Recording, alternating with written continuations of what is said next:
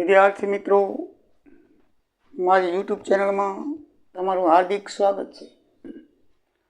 આજે આપણે આંકડાશાસ્ત્રની અંદર સ્વાધ્યાય 13.3ની અંદર જોઈએ તો મધ્યસ્થ કેવી રીતે મેળવી શકાય એ આગળના વિડીયોમાં આપણે જોયું.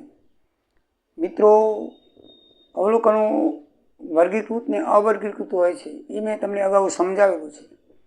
તો અગાઉના વિડીયોની અંદર અવર્ગીકૃત માહિતીની અંદર સાદા અવલોકન આપેલા હોય તો કઈ રીતે મધ્યસ્થ શોધાય આપણે જોયું. એકી બેકી અવલોકનનું સૂત્ર અલગ અલગ છે આપણે જોયું અને એનો દાખલો પણ જોયો.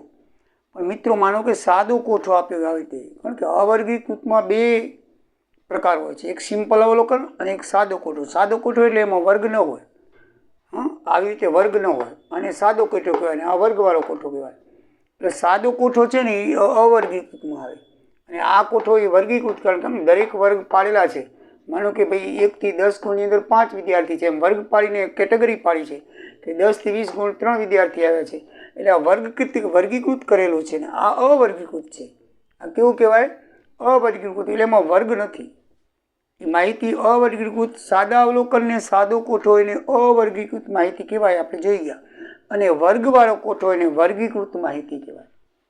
વર્ગથી આપેલી એટલે વર્ગીકૃત, વર્ગમાં ન આપેલી હોય એટલે અવર્ગીકૃત. ભલે સાદા કોઠામાં આપેલી તો ભલે, સાદા અવલોકનમાં આપેલી તો ભલે. સાદો અવલોકનમાં આપણે અગાઉના વિડીયોમાં જોયું, પણ સાદા કોઠામાં જોયું નહોતું કે મધ્યસ્થ કેમ શોધાય. તો આજે એ પણ જોઈ લઈએ અવર્ગીકૃત માહિતી અને વર્ગીકૃત માહિતીનો મધ્યસ્થ કેવી રીતે શોધાય. તો અવર્ગીકૃત માહિતીમાં સાદા અવલોકનનો આપણે અગાઉના વિડીયોમાં જોયો, પણ જો આવો સાદો કોઠો આપેલો હોય તો શું કરવું? તો મિત્રો, ઉદાહરણ તરીકે નથી આપેલું તમારા ટેક્સ્ટ બુકની અંદર, પેજ નંબર 165ની અંદર આ રકમ આપેલી છે. અને પેજ નંબર 165ની અંદર જે રકમ આપેલી છે એ સાદો અવલોકન છે અને અવર્ગીકૃત માહિતી છે. તો સૌથી પહેલાં જેમ આપણે અવલોકન હતા તે આપણે ચડતા કે ઉતરતા ક્રમમાં ગોઠવવા. ધ્યાન રાખજો, મધ્યસ્થની અંદર અવલોકન કોઠામાં આપેલા હોય તો ભલે અને સાદા આપેલા હોય તો ભલે, પહેલાં ચડતા કે ઉતરતા ક્રમમાં ગોઠવવા પડે. સમજાઈ ગયું મિત્રો? તો આ જે અવલોકન છે એ આડાવડા છે, 20, 29, 28, 30 આડાવડા છે. તો આપણે એને શું કરવા પડે? ગોઠવવા પડે. શું કરવા પડે? હંમેશા ઉપરને XI નીચેને FI કહેવાય, એ બરાબર ધ્યાન રાખજો. XI એટલે અવલોકન, FI એટલે આવૃત્તિ, બરાબર છે? FI એટલે આવૃત્તિ. તો આ જે તમને છે એ 20નું 6 એટલે 20, 6 પછી 25 આવે છે, તો 25નું 20 તો 25નું 20, પછી કઈ આવે? 28, તો 28નું 24 તો 28નું 24, પછી કઈ આવે? 29, તો 29નું 28 તો 29નું 28, પછી કઈ આવે છે? 33, તો 33ની 15 તો 33ની 15, 33 પછી 38 આવે તો 38ની 4 તો 38ની 4, પછી 42 આવે તો 42, 42ની 2 એટલે 42ની 2, અને છેલ્લું મોટું અવલોકન 43, બરાબર છે? આ રીતે 43, 1 તો 43, 1. એટલે મિત્રો, આપણે મેળવેલ ગુણની જે XI છે, અવલોકન છે, એને ચડતા ક્રમમાં ગોઠવી નાખ્યા અને પછી એની પ્રમાણે જે FI આવતી ને એ જ લખવાની. પછી 6, 28 ક્રમમાં નહીં લખવાની, એની જે હોય જ લખવાની. 20ની 6 છે તો આપણે 20ની 6 જ લખવાની. 25ની 20 છે તો 20 જ લખવાની. પછી આમને આમ આને ગોઠવીને પછી નીચે એમને નહીં લખવાનું. એ બરાબર ધ્યાન રાખજો. જેની જે આવૃત્તિ છે એ પ્રમાણે એને લખવાની. આને કહેવાય ચડતા ક્રમમાં ગોઠવ્યું.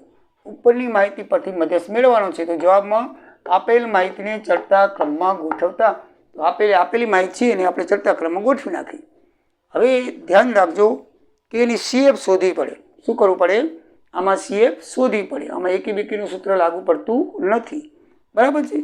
તો CF શોધવામાં તમને મેં શીખવાડેલું છે કે પહેલી આવૃત્તિ એમને એમ લખવાની 6, પહેલી આવૃત્તિ એમને એમ લખવાની, પછી એક એક ઉમેરતા આવવાનું. આ 6, આ 20 છે ને, તો 6 ને 20, 26, પછી 26 ને આ 24, 50, પછી આ 50 ને આ અવલોકન ઉમેરતા જવાનું, 28, 78માં અવલોકન નાખી 93, પછી 93માં અવલોકન નાખો 97, 97 ને 2 અવલોકન નાખો 99, 99માં 1 અવલોકન નાખો એટલે આવૃત્તિ નાખો એટલે 100. મિત્રો, આ આવૃત્તિનું ટોટલ અને છેલ્લી CFનું ટોટલ બે સેમ થવા જોઈએ. તો સમજી લેવાનું કે તમારી CF સાચી છે, ને કે CFમાં ક્યાંક ભૂલ છે. ધ્યાન રાખવાનું, FIનું ટોટલ મારી નાખવાનું, 100 થાય છે. તો છેલ્લી CF તમારી 100 જ આવી જોઈએ. અહીંયા જે ટોટલ હોય ને એ જ CF આવે તો જ તમારું સાચું. ન કે તમારી ગણતરીમાં ક્યાંક ભૂલ છે ચેક કરી લેવાનું. એટલે આપણી CF સાચી છે કે નહીં જોઈ લેવાનું. આ ટોટલ 100 તો અહીંયા છેલ્લી 100 જ આવી જોઈએ, આપણી CF સાચી છે. CF શોધ્યા પછી અવલોકનો બેકી છે. જો 100 ટોટલ સંખ્યા કેટલી છે? બેકી. એટલે બેકીનું સૂત્ર આપણે કયું છે? n/2 અવલોકન વત્તા n/2 વત્તા 1 અવલોકન ભાગ્યા 2. એ આપણું સૂત્ર છે. તો આમાં n/2 અવલોકન કેવી રીતે શોધવું? તો જુઓ, n બરાબર 100 આપેલા છે, n એટલે ટોટલ સંખ્યા FIની, એટલે 50 અવલોકન, અને 50માં વત્તા 1 એટલે 50 ને 51. મેં તમને કીધેલું હતું કે બેકી અવલોકન હોય તો એને અડધા કરીને 1 ઉમેરી નાખો, એ 2 અવલોકનો સરવાળો ભાગ્યા 2 કરવો, તમારો જવાબ આપી જાય. આપણે ગયા વિડીયોમાં જોયું હતું કે તમે 36 હોય તો 36 ના 18 ને 19નો સરવાળો કરવાનો, 100 હોય તો 50 ને 51. આ તમે ન કરો તો તમને ખબર પડી આ 100 છે તો એના અડધા 50 એટલે 50 ને 1 ઉમેરવાનો હોય છે. તો 50 ને 1 51મો સલોકો હોય, 51નું જે અવલોકન હોય એ 2નો સરવાળો, 50મું અવલોકન અને 51. તો આમાં કેવી રીતે શોધવું? તો મિત્રો આમાં 50મું અવલોકન કેવી રીતે શોધવાનું એ જોઈ લઈએ, બરાબર ને? તો 50મું અવલોકન છે આપણે અહીંયા શોધતા જઈએ, બરાબર? તો એ ક્યાં શોધવાનું? આપણે CFમાં જોવાનું. શેમાં જોવાનું? CFમાં. 50મું અવલોકન અને 51મું અવલોકન જોવાનું છે. તો મિત્રો 50મું અવલોકન શેમાં સમાયેલું હોય? તો 50મું અવલોકન વત્તા 51.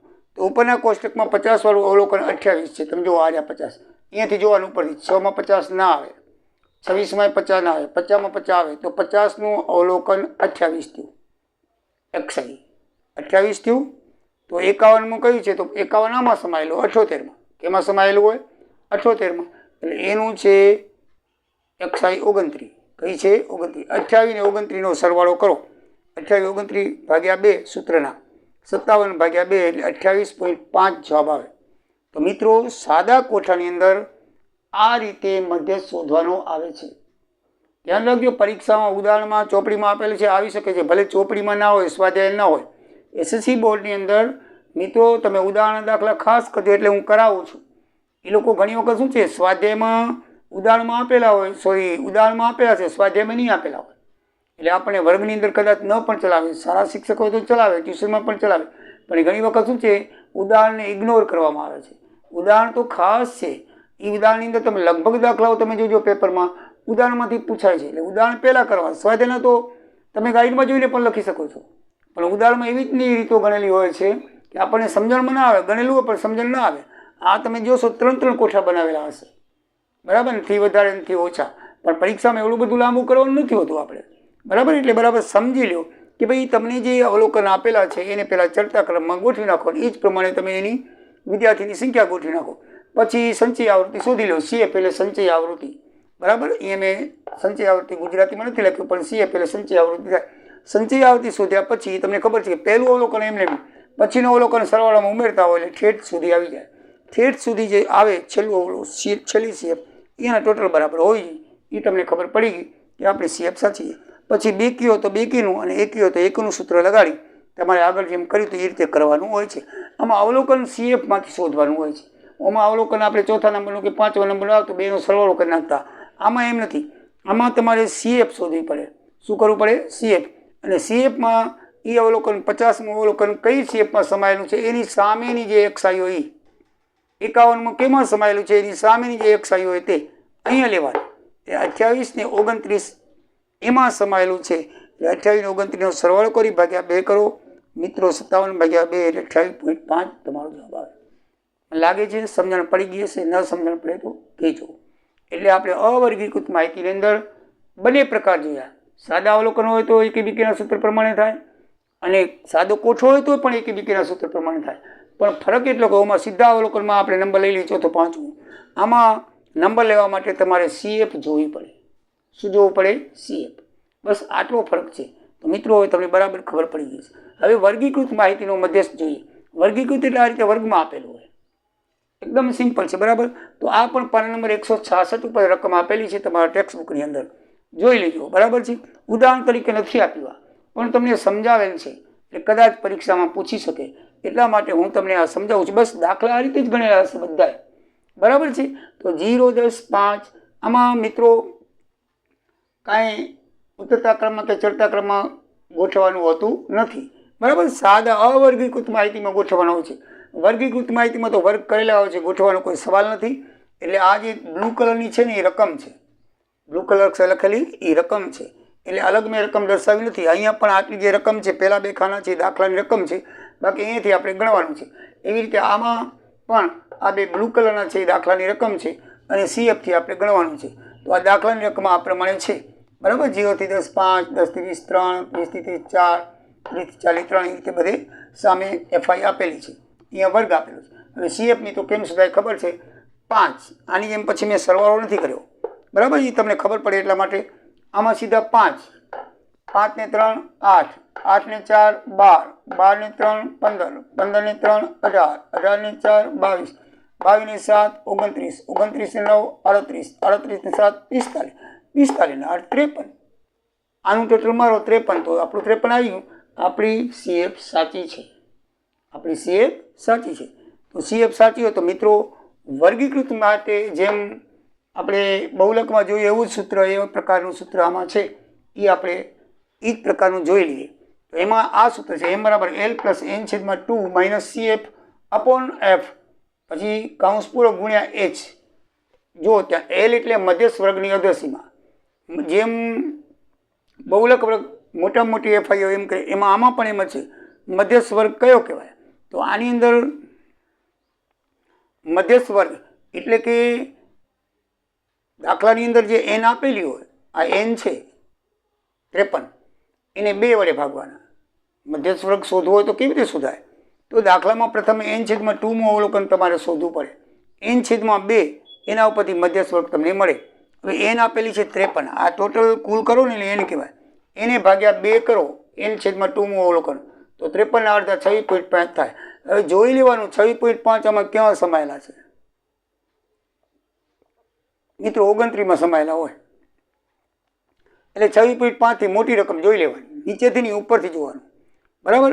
એટલે 26.5 એ શું થાય, CF નામાં ખાનામાં જોઈએ આપણે તો 29 આવે. શું આવે, 29ની CF થઈ.